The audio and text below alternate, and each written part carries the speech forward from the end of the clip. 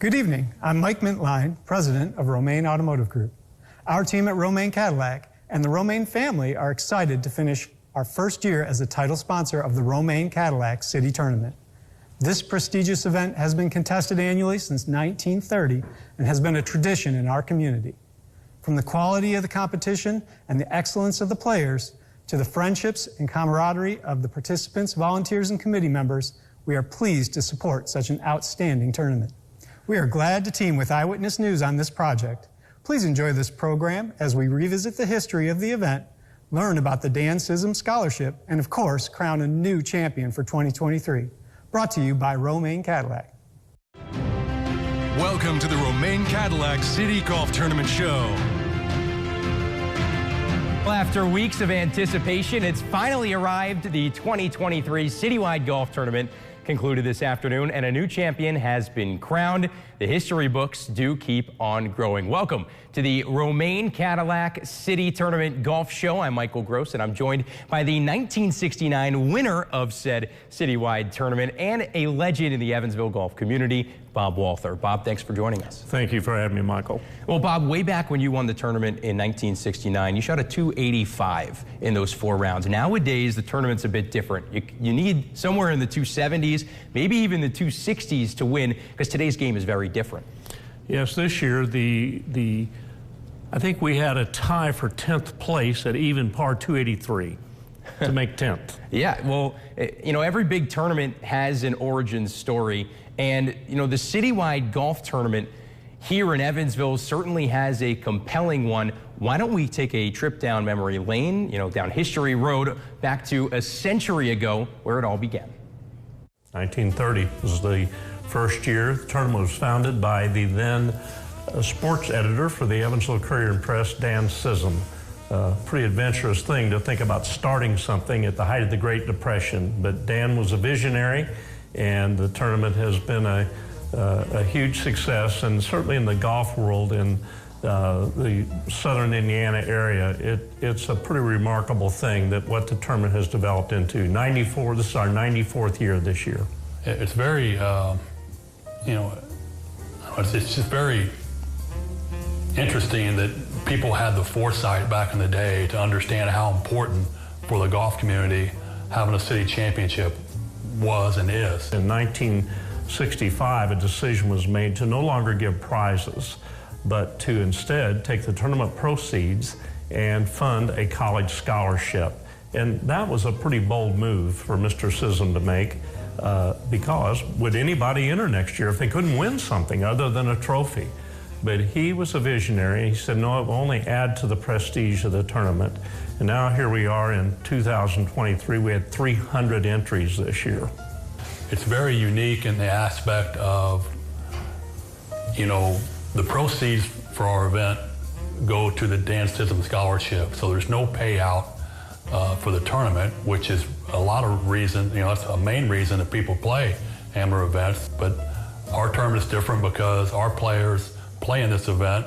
Around 300 sign up for it to find out where they stand locally with their golf skills. So it's very, very unique from that standpoint. It's not a financial, you know, benefit to them. It's just to play in the tournament and experience golf at its highest level in the Evansville area. The tournament is really steeped in history and the kind of the dignity of the game. One thing that's really changed in the tournament is the qualifier.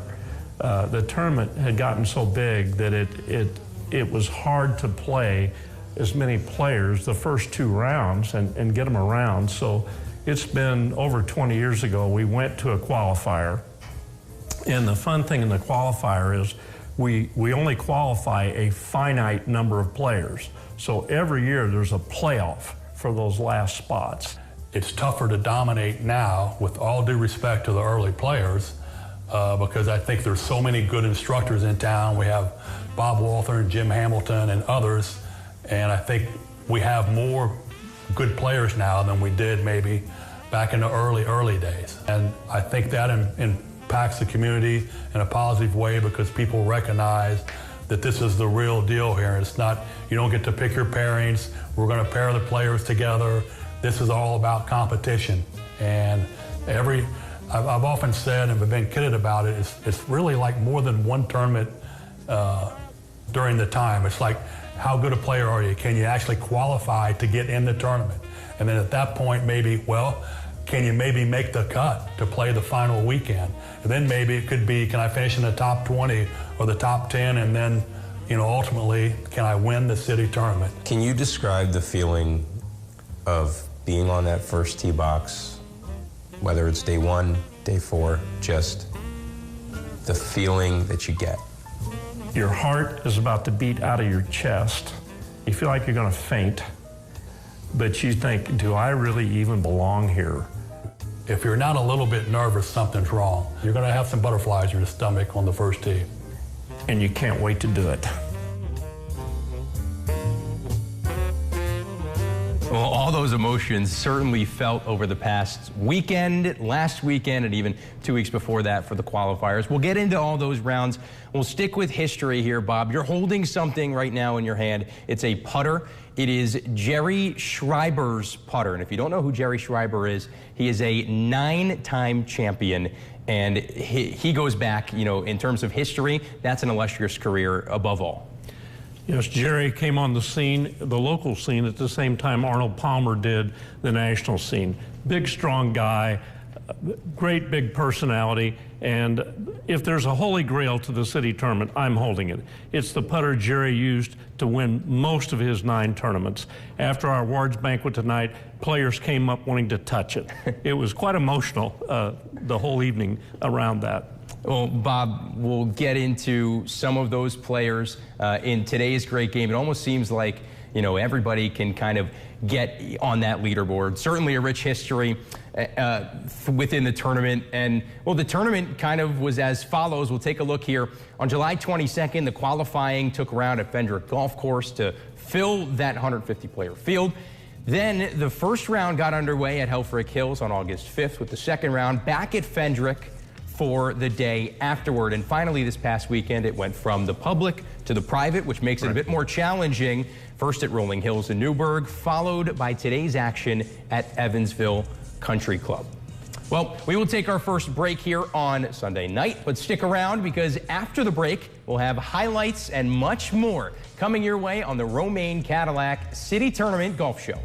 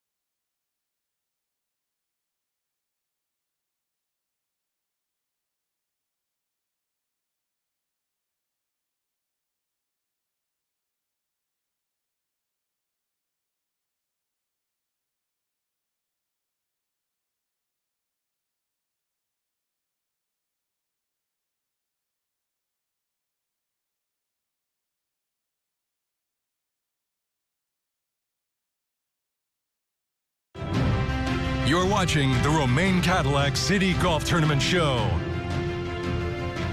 Well, welcome back into the show alongside Bob Walther. I'm Michael Gross. Happy to have you all with us this evening.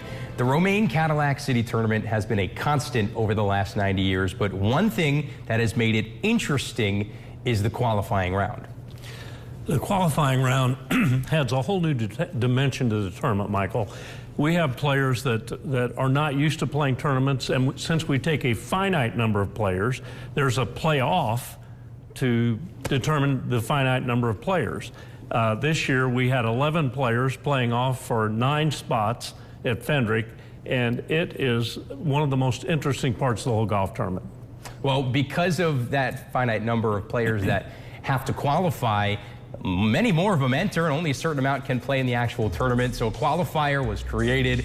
And Bob, when you think of the qualifying round, it's 2 weeks before the actual first round of the tournament. What, if anything, do golfers really learn that day?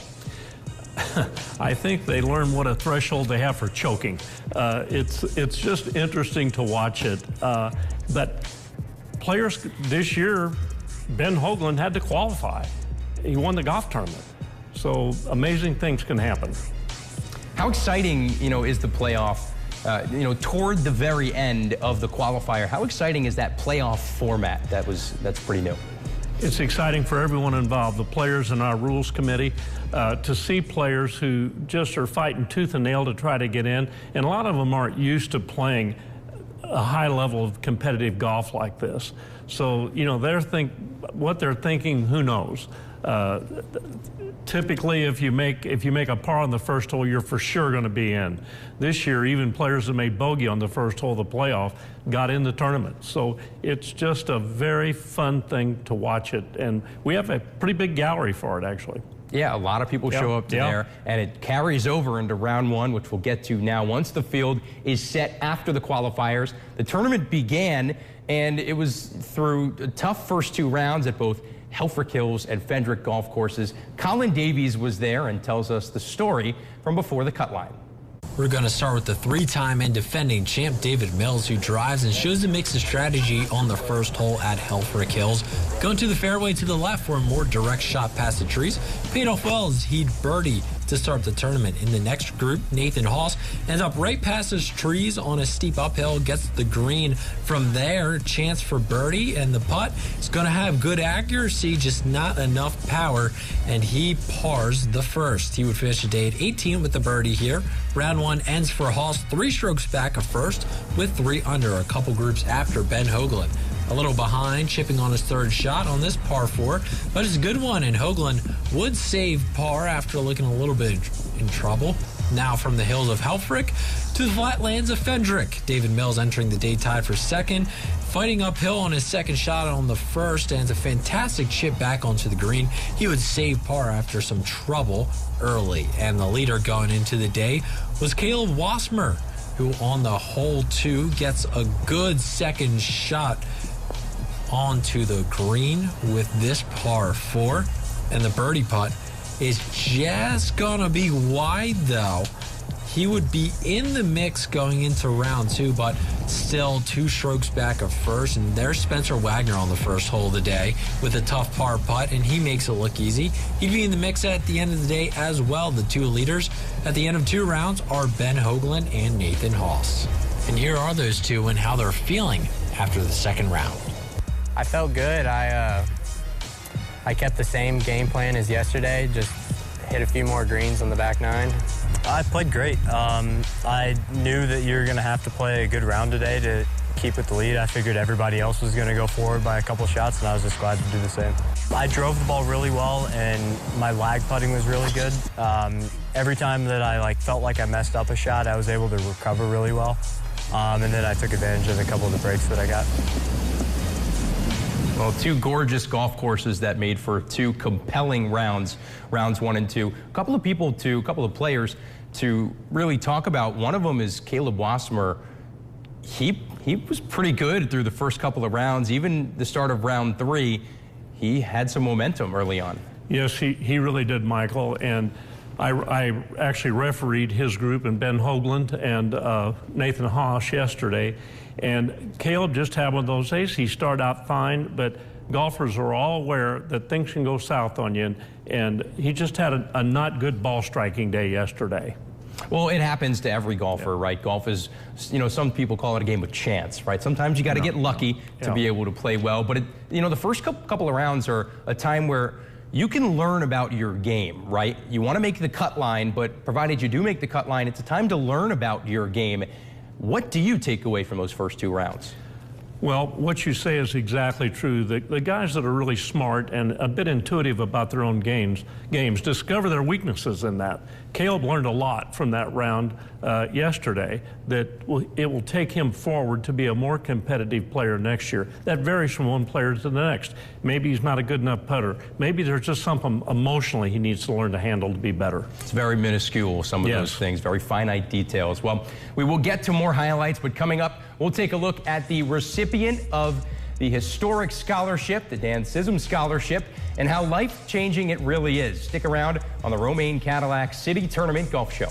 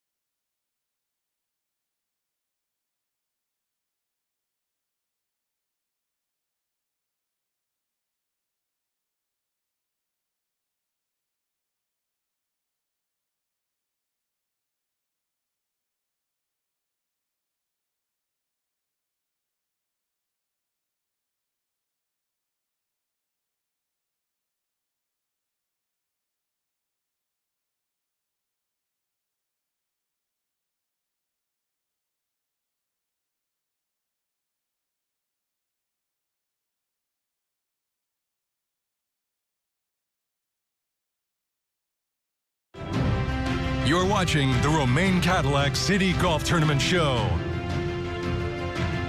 Well, welcome back to the Romain Cadillac City Golf Tournament Show. In 1930, Dan Sism created this golf tournament with one goal in mind: bringing the city together and preserve the competition and excitement in golf for generations. In 1965, his decision to take prize money off the table and put the money toward a scholarship was perhaps the biggest piece of his historical significance. This year's Sism Scholarship is awarded to a deserving young athlete with a love for golf, and that was North High School graduate Liam Granger. So I want to announce to you, you are the 2023 Dan Sism Scholarship winner. Thank you so much. Sism Scholarship Chairman Mike Small says Liam's character and dedication were key factors in their decision. Liam has shown a lot of character. He is involved heavily in his church. He was a really good soccer player who got injured and later went to swimming and later picked up golf in the end because of his injury. Liam is the 64th student whose future has been positively impacted by the Sism Scholarship Award. Liam has been one of those kids that his whole life has just been a really hard worker. He dedicates every ounce to being the best that he can possibly be. And he really, truly is just a kid that is going to give his all and work really hard. I just want to thank my family. I mean, I'm a byproduct of them, and they've raised me to be the man I am today, and it has paid off greatly. Liam tells Eyewitness News that he plans to use this scholarship award to continue his education at Indiana University, working toward a degree in nursing.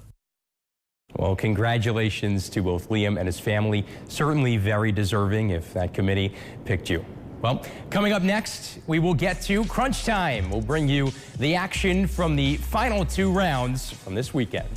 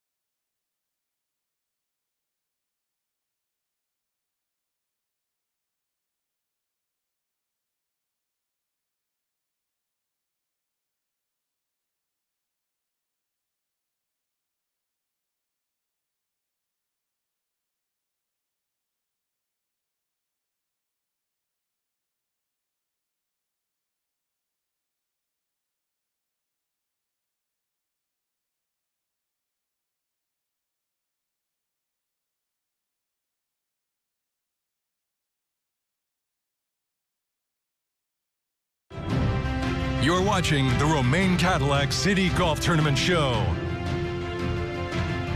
Welcome back. If you don't know by now, that's Bob Walther.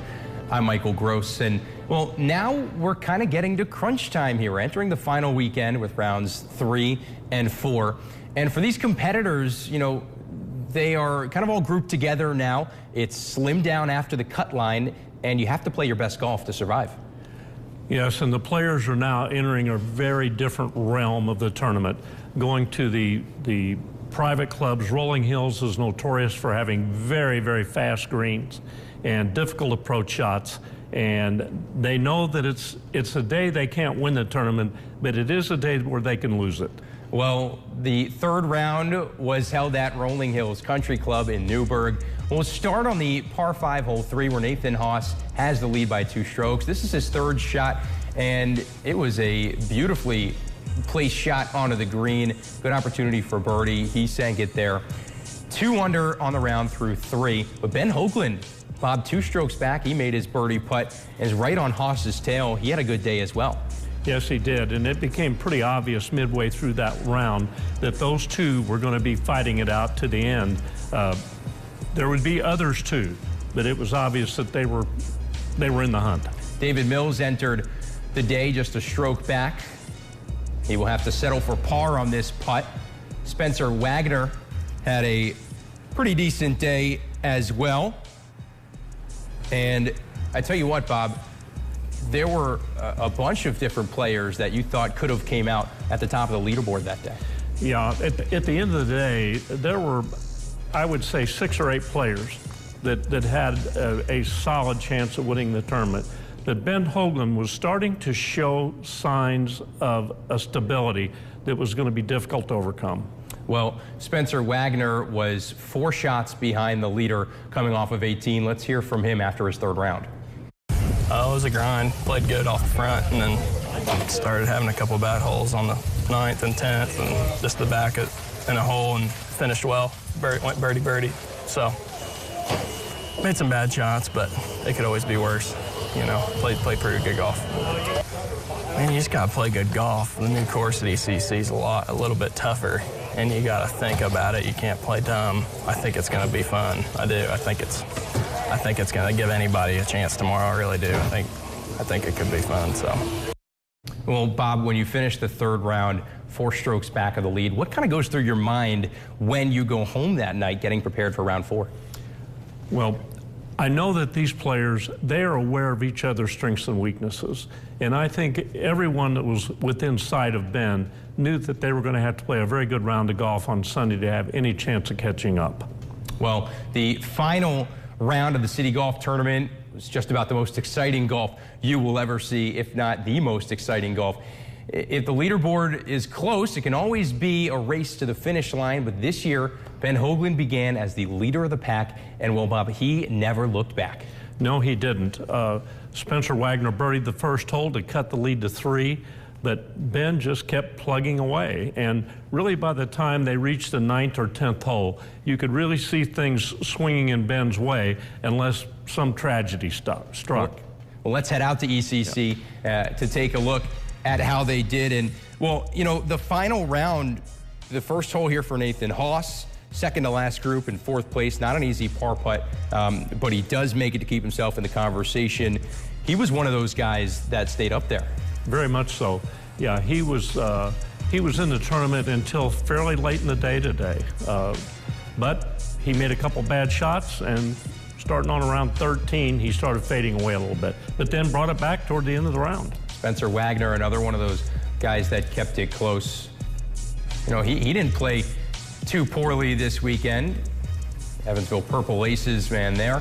And, you know, when you talk about a real champion, you look at Ben Hoagland, right? He's learned a lot from his father, Lee. Great golfer, just missed this putt there.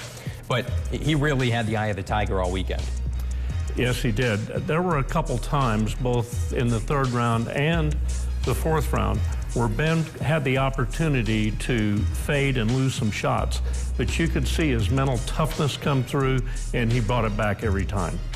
Well, Ben Hoagland and Spencer Wagner kind of went toe-to-toe toward the very end there, and, well, an easy tap in there for Spencer Wagner. But I tell you what, Ben Hoagland really was in control of this thing. He cruised in the final round and winning by 8 strokes there. As you can see, Hoagland put on a show. He was one of 2 golfers on the day that shot under on this course. Logan Osborne was the only other finishing at 2 under. Spencer Wagner, David Mills were the closest competitors at 6 under on the tournament. And, well, they were 3 over on the day, but back to the champion. You know, here's Hoagland on his win. I'm just really proud of the way that I stayed in the present the whole time. I didn't get ahead of myself. I was pretty much just where I was at the moment, trying to hit the shot that I was faced with at the time, and was just really patient the whole time. There are a lot of good golfers from Evansville that have gone on to do a lot of good things in the golf world, and I just hope that I added my name to that list, and now I hope I can add my name to more lists that they've done in the future. I've still got 2 more years of college, and if I can keep getting better like I have the last couple of years in the next 2 years, I'm going to try and keep playing golf as much as I can after that, and hope I can keep playing for the rest of my life. Well, congratulations to the Memorial graduate, the Michigan Wolverine. From the first tee at the qualifiers all the way to Hoagland's final putt on 18, how fun was it to watch this tournament unfold? This tournament's always fun for me and all of our tournament committee. You know, this year, you know, when it came down to this last round, there were really 4 players that were really fighting it out. Nathan Haas, David Mills, Spencer Wagner, and our champion Ben Hoagland. And during the day today, this last round, all of them made moves forward at some point and then fell back. You know, Spencer was right in the hunt, and on number 11, the short par 3, hit his ball over the green, drew a terrible lie, and then 3-putted to make double bogey. But he recovered and came back, buried the last 2 holes. So these guys are competitors. Yeah, well, for the 94th annual Citywide Golf Tournament, with a new sponsor this year as well, Romain Cadillac, you know, it was a true success, I would call it, this year. Very much so. You know, Michael, this tournament is so steeped in history. You know, I think it was in some of the comments made earlier, you know, we're 4 years older than the Masters. And we'd had the same sponsor up until a year ago, and we were so thankful to have a quality sponsor like Romain Cadillac. Ron Romain is such a supporter of this community, and really proud to have him on board with us. Well, we can certainly say that this entire year, or this entire tournament, should we say, a big success. Thank you all for joining us on the Romain Cadillac City Tournament Golf Show. And, well, Ben Hoagland finished 14 under par over 4 rounds, and, well, he took home the 94th championship in city golf history, simply cruising by the field on the way to his first ever victory, the Memorial alum bringing it home. For Bob Walther, Romain Cadillac, and our entire team at Eyewitness News, I'm Michael Gross, saying so long, and thank you for watching the Romain Cadillac City Tournament Golf Show. We'll see you next year. Thanks for watching the Romain Cadillac City Golf Tournament Show.